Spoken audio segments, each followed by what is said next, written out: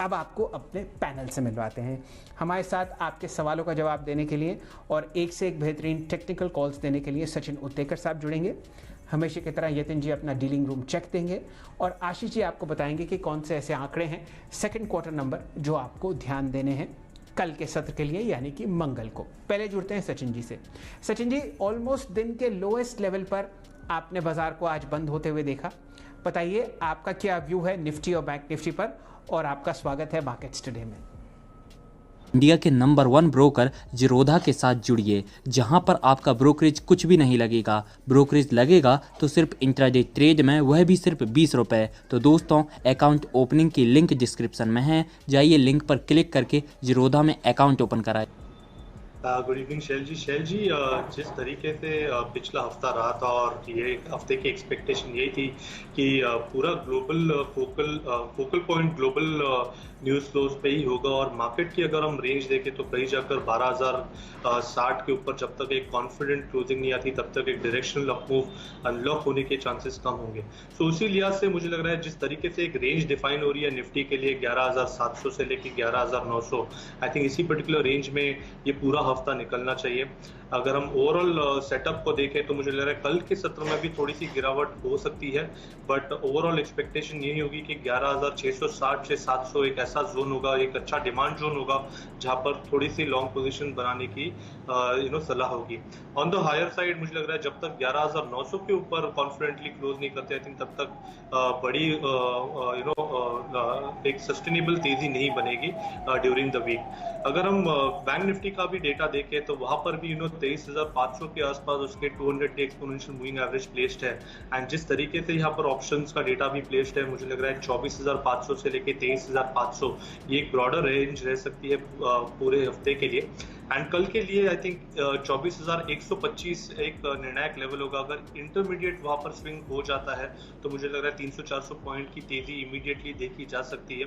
जिस तरीके से आज रुझान रहा था और जिस तरीके से थोड़ी सी अच्छे मूवमेंट आई थी कोटक महिंद्रा बैंक इस पर्टिकुलर काउंटर पे, तो मुझे लग रहा है थोड़े से बेटर शेड्स में है बैंक निफ्टी।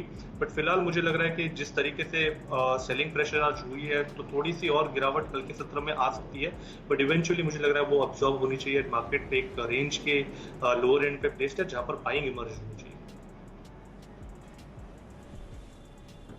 चलिए, तो ये दो राय आपको मिल रही हैं निफ्टी और बैंक निफ्टी पर। उत्तेकर साहब, बिल्कुल सही मौका है, आप अपनी दो ट्रेडिंग कॉल्स शेयर कीजिए, फिर इस डिस्कशन को ज़रा और बढ़ाएंगे, इसका दायरा एक्सटेंड करते हैं।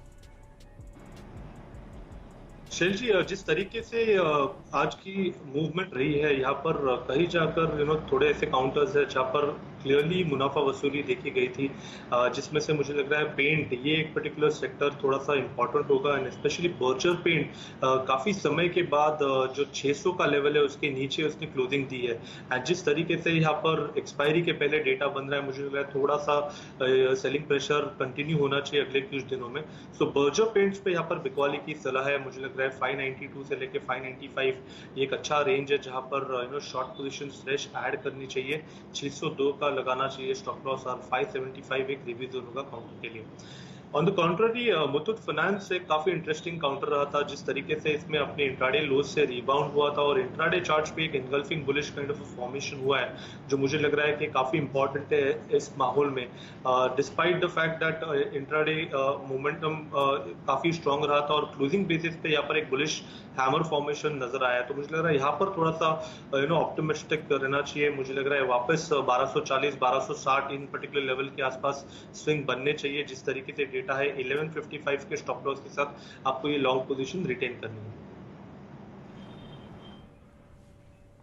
चलिए, मुथूट फाइनेंस में लॉन्ग कॉल। लगातार 3 दिन की गिरावट के बाद आज स्टॉक बहुत ही शानदार तरीके से 1153 के लो से बढ़कर आपको 1180 पर बंद होता हुआ दिख रहा है। सचिन जी की राय है कि यहाँ पर आप 1260 का प्राइस देख सकते हैं कल के सत्र के लिए।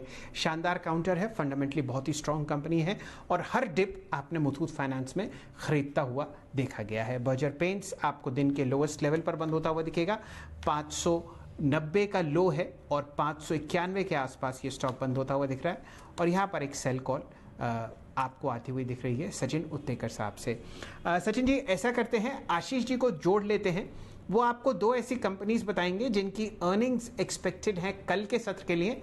फिर इस चर्चा को आगे खोलेंगे। सबसे पहले मेरा प्रश्न आपके पास होगा नेस्ले और हिंदुस्तान यूनिलीवर का, तब तक आप चार्ट्स अरेंज कीजिए और आशीष जी हमें बताएंगे कि अर्निंग्स कौन कौन सी आपको मंगलवार के दिन देखनी है। आशीष जी स्वागत है आपका, बताइए कहां आपकी नजर है और कहां कहां अर्निंग्स आपको आती हुई दिख रही है कल।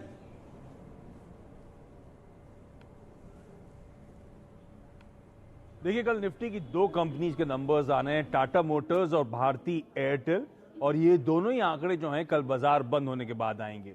जहां तक टाटा मोटर्स की बात है, आपने नोटिस करा होगा पिछले 6 महीनों में ये स्टॉक 75 रुपए से 140 रुपए तक की दौड़ लगा चुका है।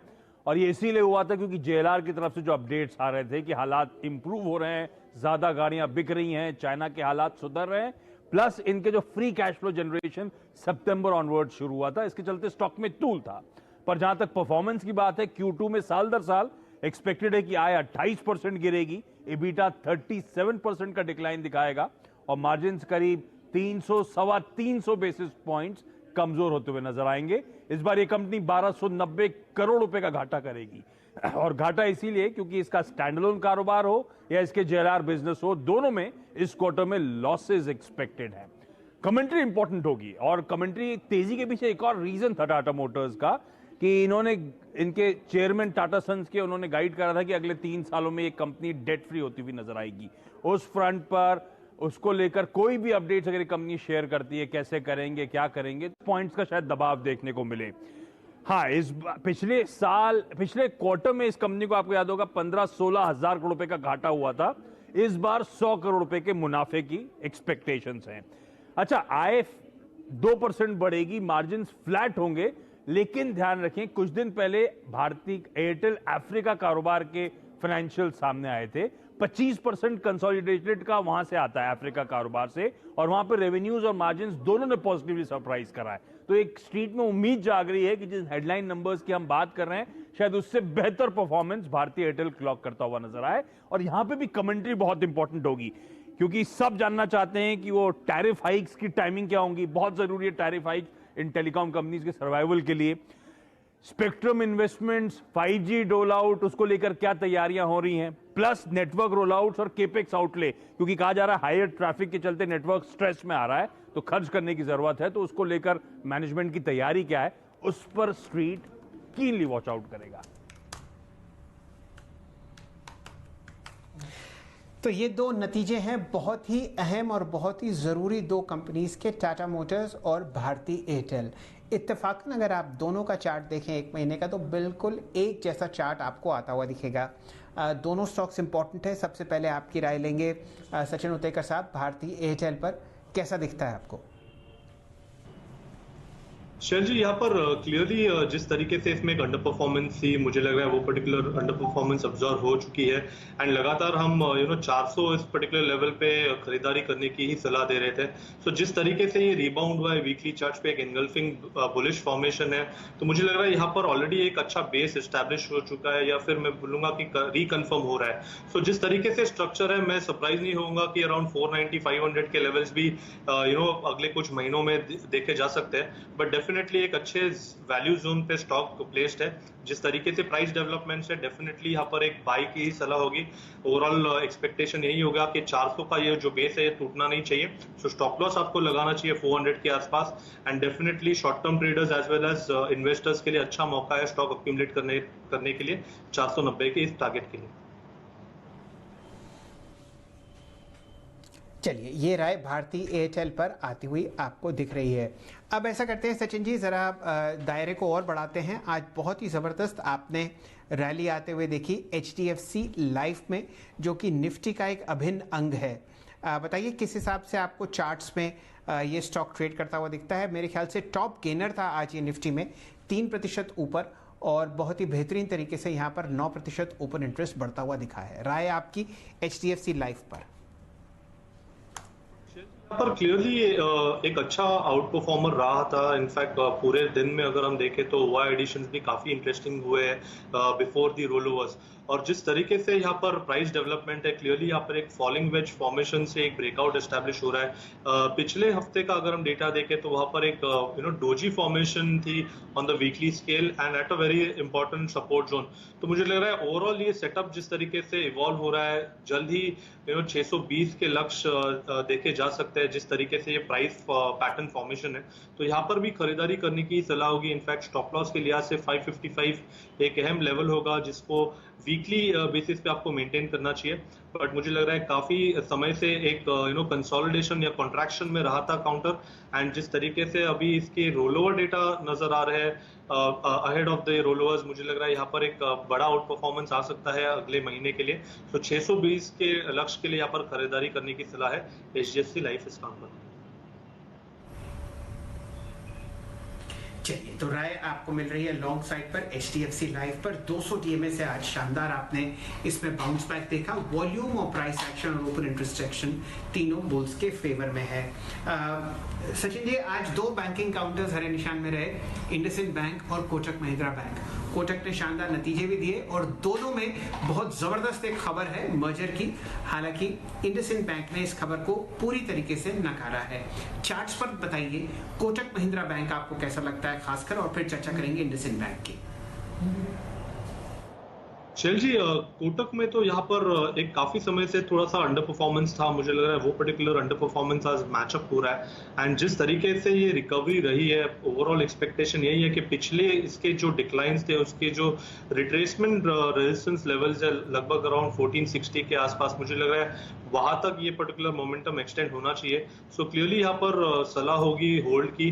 ओवरऑल जो रेंज यहाँ पर डेवलप हो रही है वो लगभग अराउंड 1360 से 1460 इस पर्टिकुलर दायरे की है। तो यहाँ पर जब तक 1460 ये लेवल ब्रेक नहीं होता, मुझे लग रहा है स्टॉक थोड़े से इस पर्टिकुलर रेंज में लॉक्ड इन होना चाहिए।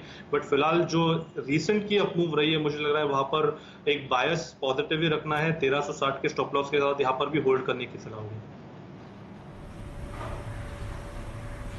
चलिए, ये राय आपको आती हुई दिख रही है कोटक महिंद्रा बैंक पर। दो छोटे और मंझले काउंटर्स आपकी राय लेंगे सचिन उतेकर साहब। 52 हफ्ते का हाई आपने सेंचुरी प्लाई पर लगता हुआ देखा, 191.50, 2% ऊपर। शानदार वॉल्यूम लगभग 9,30,000 शेयर। इसके चार्ट्स पर राय दीजिए और फिर हम लोग चर्चा करेंगे एक और छोटे मिड कैप काउंटर की जिसका नाम है फिलिप्स का। लेकिन पहले ध्यान देते हैं सेंचुरी प्लाई पर और सचिन जी से राय लेते हैं इस काउंटर पर।